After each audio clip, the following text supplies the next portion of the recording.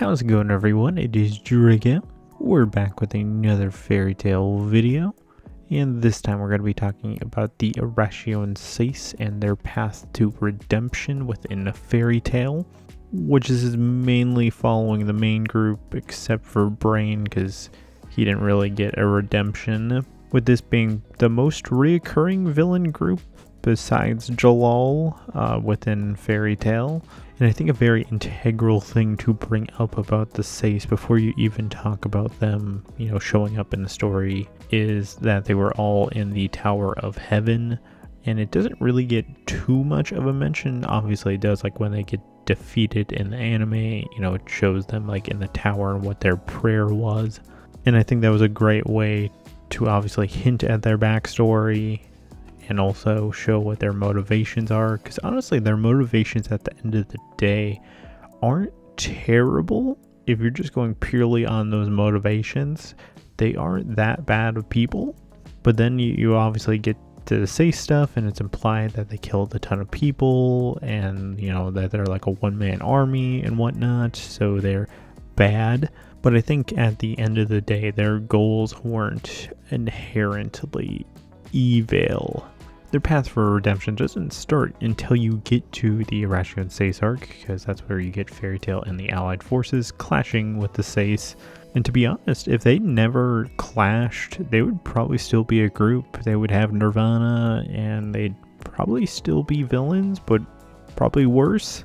And because of their losses to the Allied forces in Fairy Tail, that sent them down the path towards redemption, to where they actually did become better people for those losses and went off the path of villainy.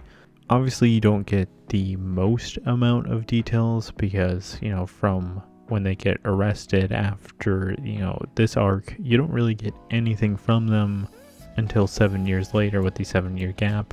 And if you're not counting the Key of the Starry Heavens filler arc from the anime, you really don't get too much of the Seis until you get to the Grand Magic Games, which in that case it's really only Cobra.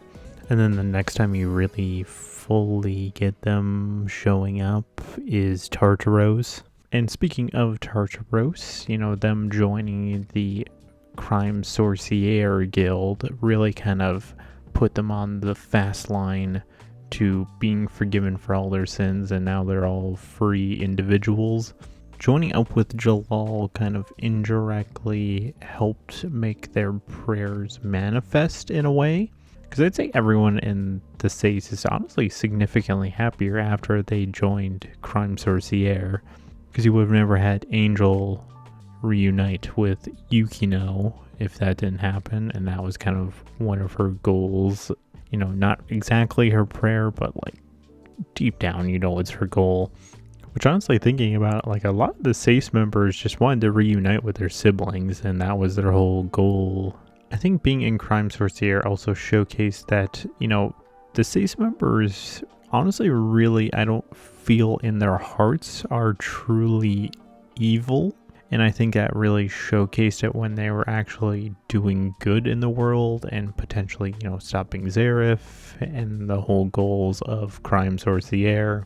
They could have very easily taken the more anti-hero route, to where they're still killing people and being evil, but also at the end of the day doing a good objective, because they really did full 180 flip from Dark Guild to, Crime Sorcier is still technically kind of a dark guild doing good deeds.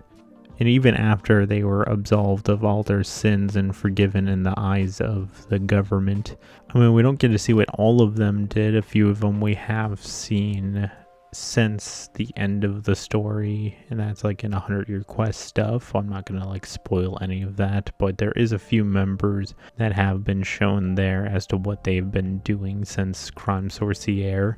And I think honestly seeing them have constant reappearances throughout the story to kind of casually progress them to being better people really made them stand out, to be honest, because a lot of the villains we get in the story, honestly, we don't get them ever reoccurring again.